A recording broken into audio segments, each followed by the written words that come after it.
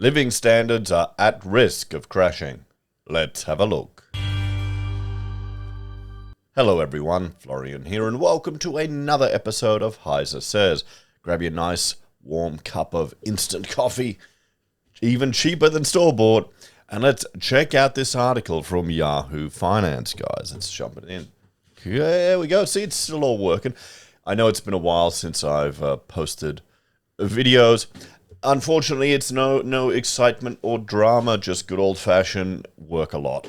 You know, I think a lot of my viewers in particular may be able to relate to working a lot. I just get that feeling.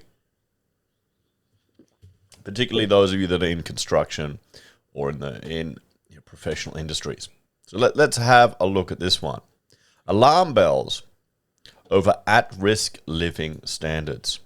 Now, I think I'll start by sharing a little story with regards to, well, living standards and how there's quite a divide. Now, I would make the argument that we are seeing the exacerbation of the K-shaped economy. And by K-shaped economy, you've got, here's your little economy here, and it splits like a K, where you've got some aspects of the economy doing very well. People are making coin, people are busy, people are flat out. Where you've got others who are not, who are getting quiet, who are doing it pretty rough. Now, when we first started our practice, I'm thinking back here, we cracked a market that no one wanted to do. Modular remote architecture on mines, which has now led to a lot of education work. Who would think that would be the path? But that was just about when things started to get quiet. A lot of developers started pulling back on projects. A lot of firms here in Brisbane started firing people left, right, and center. And we were flat out. We were so busy doing this work because, well, in some ways it's a little counter-cyclical to the development market. It just kept on going. Even when it slowed down, just the quality of what they build slowed down, the projects didn't. So that was my first encounter with that in a real-world situation. And I think we're seeing the same thing here right now with the K-shaped economy. So Australian living standards will begin to drop and households will be left poorer as a result of lagging productivity, Australia's largest business lobby has warned. I don't think our productivity is... Yeah. A new report from the Business Council of Australia says productivity... How efficiently labour can produce goods and services needs to increase to an annual growth rate of at least 2.1% until 2030 to avoid damaging living conditions. Now, what's one thing you need to increase your productivity? You make your workers work harder, but you also need investment in business. Now, here in Australia, for the foreigners of you watching, you may not appreciate this, we are a property-obsessed nation. I've got another article there about who invests in properties, who are the landlords. And the interesting thing in that article is that it's not all the rich, wealthy people. It's a lot of mum and dads, a lot of average people. We're a nation of landlords and renters. Everyone wants to be a landlord. We've got TV shows about people bloody well doing up houses as a reality TV show. No, you wouldn't have Survivor Islander here in Australia. You'd have Survivor Real Estate Inspection. And people lap this stuff up. There's article after article that we've gone through here on the channel about people working at McDonald's, building a property portfolio. Now, there's a good thing with that obsession. People are building wealth and are providing a service to their fellow Australians, and I would much rather individuals own our housing stock than big mega corps or super funds. We don't want the European model. Now, one problem with that is that it disincentivizes investment in other parts of the economy. Why are you going to throw all your money in your business when you stick it in a house, you make a greater return in a year, which is easier to sell? So that's the reason why. And that, I would argue, is part of the challenge of increasing productivity. Because, well, why put it in your business when you chuck it in your house? Current levels are lagging at an annual rate of 0.5%. The report said complacency over high commodity prices and benefiting from China's rise in rapid industrialization has played a role in our relative demise, with Australia's economy now at risk of having too many eggs in one basket. Well, our economic complexity. Let me check to see if I've got this chart off here. Oh, no, I don't think I have anymore. Sorry, guys. I've got to rebuild everything in my link sheet. But take my word for it, our economic complexity has certainly decreased over the last few years. That's to do with the complexity of the aspects of our economy. Australia has several parts that are highly complex and highly advanced, particularly with drug manufacturing and those type of things. But a significant portion of our economy is derived from resources, natural resources, and we may extract them in a complex and advanced way, but all that equipment is brought in from overseas. So we're behind New Zealand with regards to economic complexity. You combine that with everyone going in housing, there you go. And if we have a living standard drop, I'll give you an example.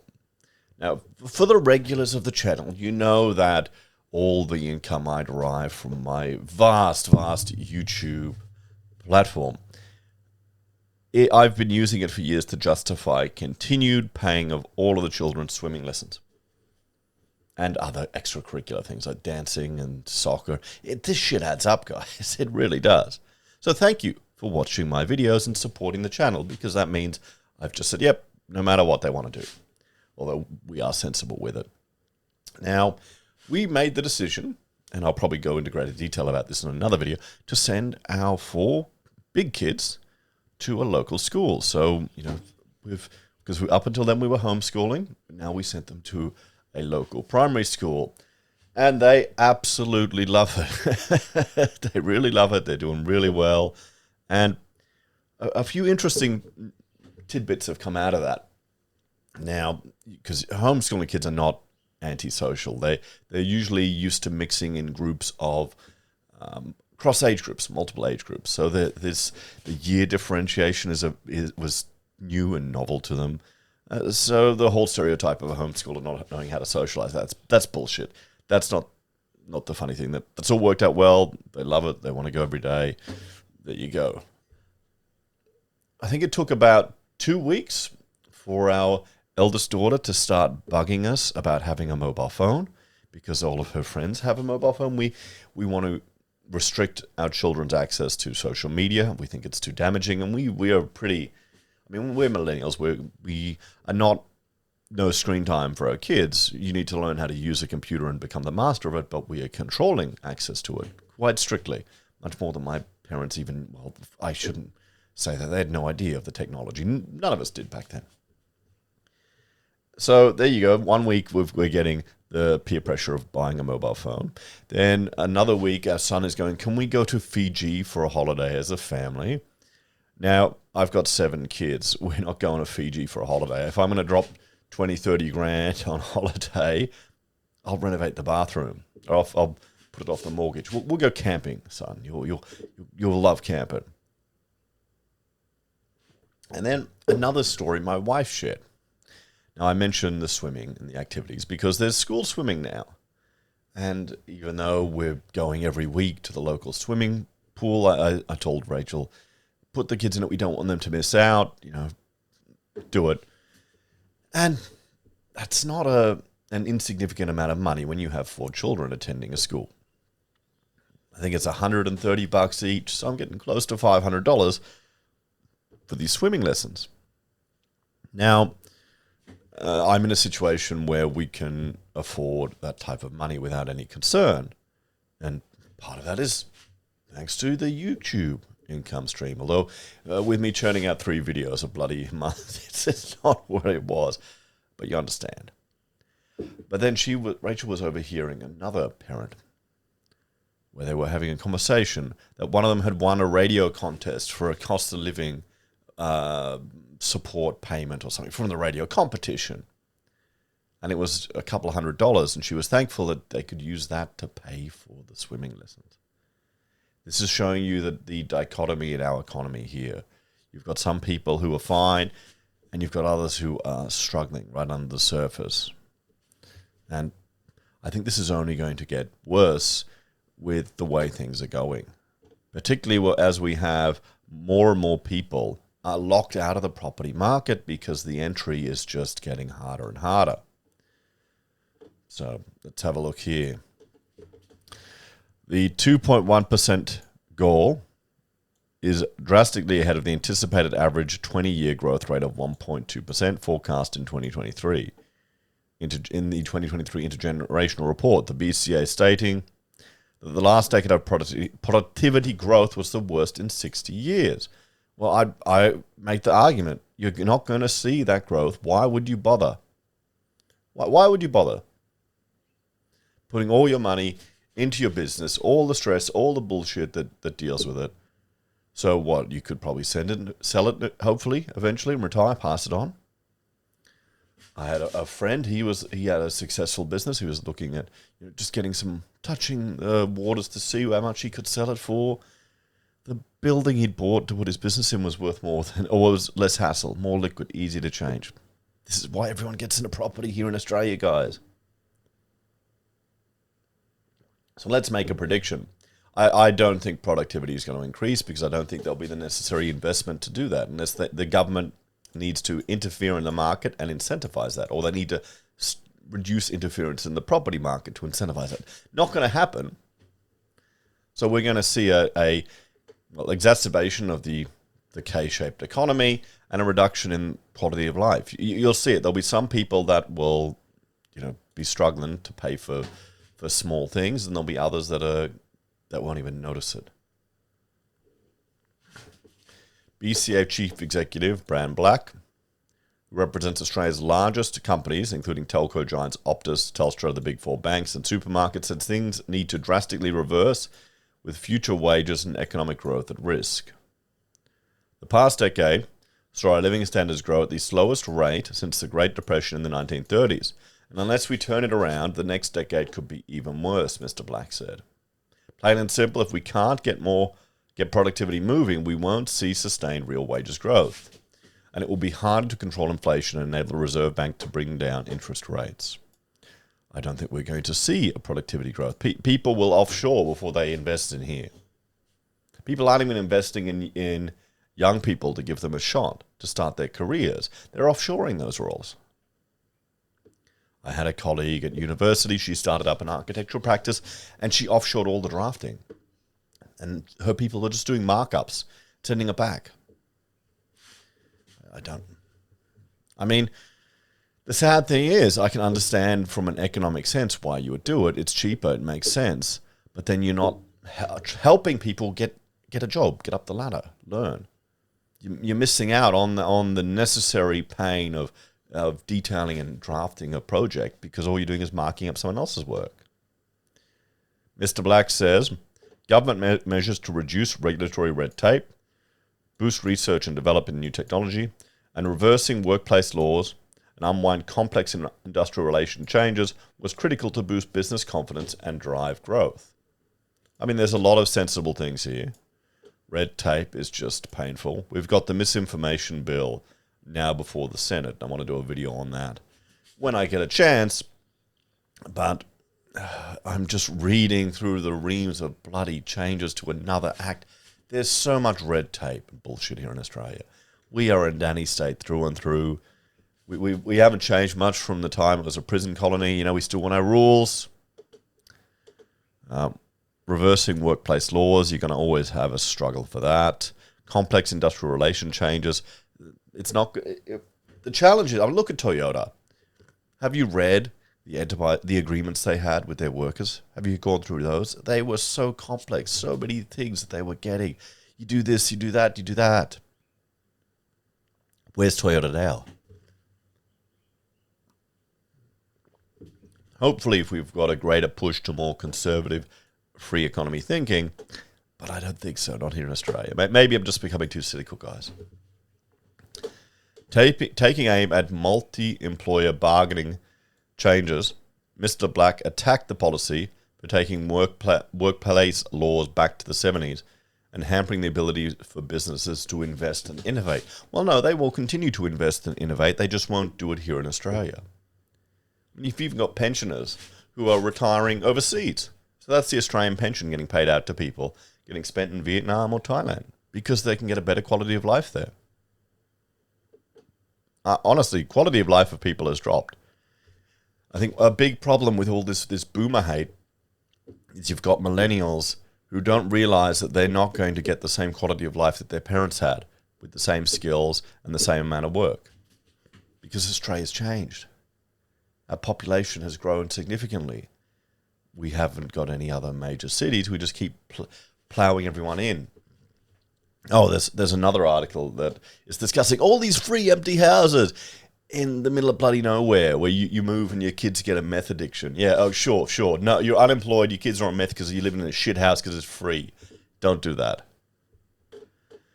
The feedback I get from members is that Australia is becoming a harder place to invest, and this is a trend we need to reverse if we want to boost productivity, keep jobs, and grow our economy, he said. Well, look at a gold mine that was squashed, or a tailings dam that pretty much destroyed a gold mine with many jobs and opportunities because of some Indigenous complaints. There's another element of risk now for any project or business here in Australia. You've got the Greens who want to destroy the coal mining industry, and Labor are just kissing their ass. These people think that we, as Australians, are guilty for foreigners overseas burning our coal. And they don't understand if we don't provide that resource, they'll go to other ones, so there'll be greater risks of sulfur dioxide and other rubbish put in the atmosphere, which will be worse off, so it'll be a net negative, so we're doing a good thing. And we're not going to make a difference because we're so small and insignificant here in Australia on the global scale, so it's better to strengthen our economy and invest more in research and development so we've got the capacity to address issues as they arise in the future. But no, that's not how they think. I don't think Greens have big picture thinking. His comments follow a call to arms from Jim Chalmers last week, which he announced a $900 million productivity fund to incentivize states and territories to slash red tape, boost productivity to Australia's construction sector. That's interesting. I need to look into that. What are they going to cut? What are they going to cut? I mean, they need to look at the NCC. Here in Queensland, we now have accessibility requirements for every bloody house. It's getting worse, guys. Hang on one second.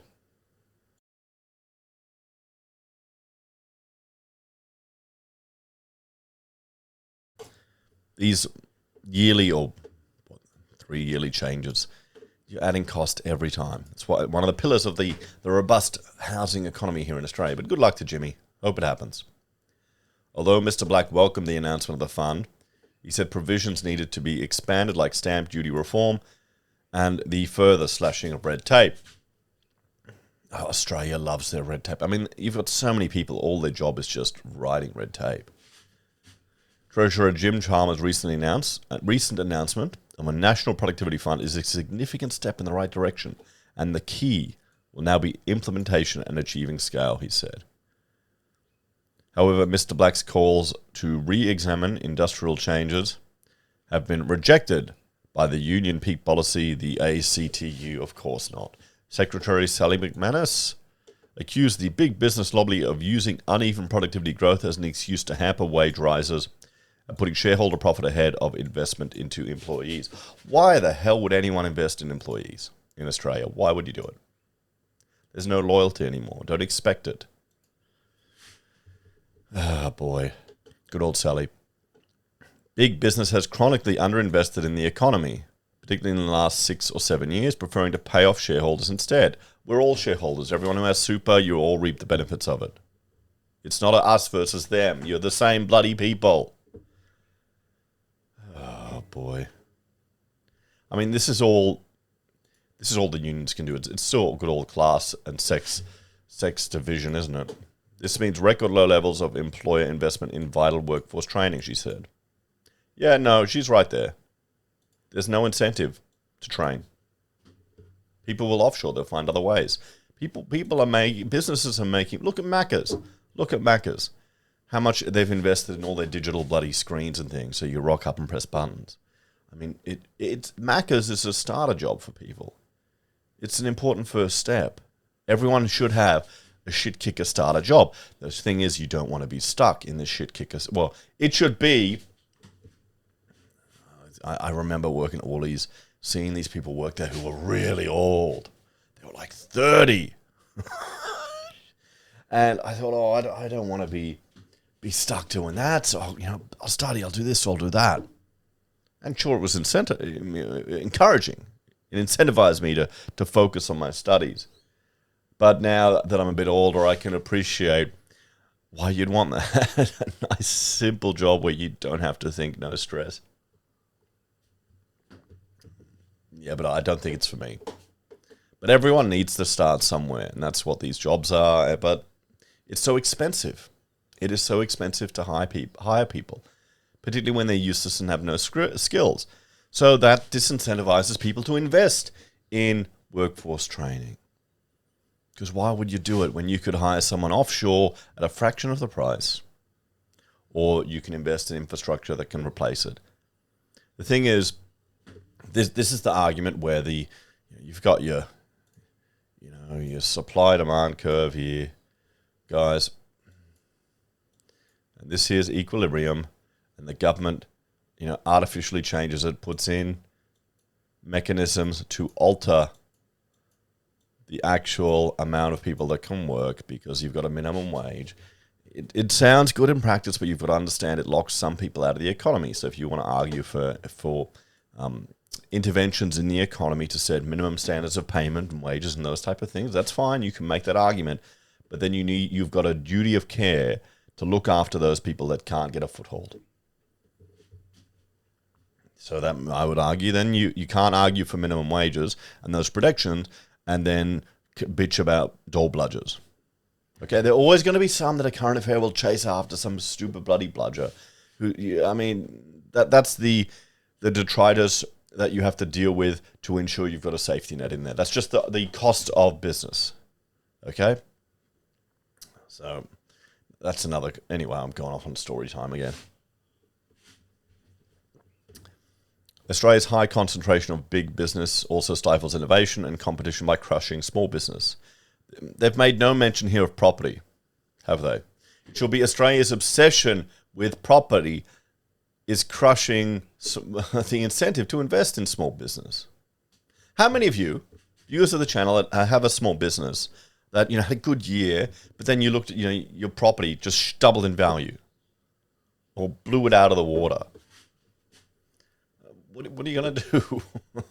I remember our landlord was an industrial designer, and the young guys wanted to take over the business, and he was telling them, okay, the business is all good, but the money is in the premises he does up, fits out, and then sells, and he just jumps from one to the other. Large employers then try and prevent workers from finding better jobs and transferring their ideas and skills through the use of non-compete clauses, which is unfair. No, I agree. Non-compete clauses should be... that was probably one of the best things Biden did, which the Democrats really didn't work on, is address the non-compete clauses. They should be completely thrown out. You shouldn't be stealing intellectual property, but often they are only worth what people want to pay to fight them. Okay? Sure, writing a letter, getting a lawyer to write a letter is what, $500? That's a bit different from trying to take someone to court. So you've got to bear that in mind. Because it's antithetical to a free market. But anyway. So let's have a bit of a chat about this one, guys. So certainly an interesting topic about our living standards declining. A fight between big business and the unions. Workers getting shafted because shareholders are getting all the money. Not one mention of our property obsession, which is reducing, I'd say, investment and innovation in mum and dad businesses, which are the ones that provide a lot of the first footholds of people into the economy. The first job, the first step. Sadly, it's going to get more and more big business, more corporate, more HR bullshit, more, well, I'm hoping the age of woke is over, particularly with the US election results. I'm hoping that's a sign. You've got all these businesses dropping the DEI crap, but there's still a lot of HR people that think they do something. Anyway, guys, I'm skeptical of the ability for us to improve productivity here in Australia. There needs to be a bit of a culture shift. Fundamentally, why would you bother? Why would you risk putting money in a business when you can put it in property and you're pretty much government backed? You tell me, guys. So I'd make the argument that the living standards, the K-shaped economy, the divide is going to increase. It's just going to exacerbate. You're going to see, probably in 20, 30 years' time, there's going to be a greater divide between those people that are in the property market, that are established, that have got intergenerational wealth that they can pass down. Then you'll see Labor start to push for death taxes to hoover that up. Anyway, thank you all for watching. Sorry it's been a while since I posted a video.